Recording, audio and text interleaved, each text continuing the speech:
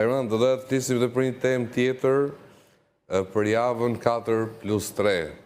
Kjo është një pikë që mua më pëlqen pra Zori 4 ditë faktikisht. punë dhe 3 ditë pushim. Bashkimi Evropian krijoi një projekt shumë interesant.